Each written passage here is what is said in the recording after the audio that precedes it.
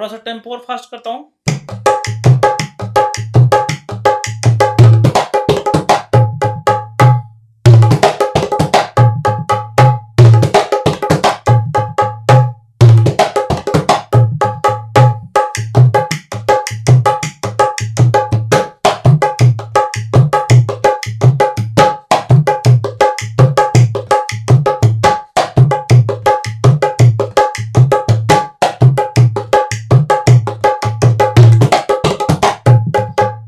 तो दादरा ताल एक्चुअली 6 मात्रे का ताल है और दादरा ताल बजाने के लिए क्या है कि आपको ये छल्ला 2 बार लगाना है, 1 बार चाटी लगाना है, ठीक है। तो 1 2 3 4 5 6 1 2 3 4 5 6 ऐसा।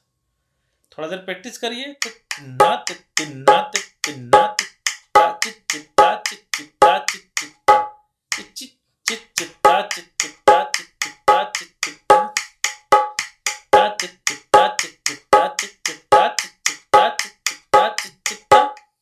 फिर बायां आएगा, धिक धिन धिन धिक धिन, ऐसा बाएं को लगाना।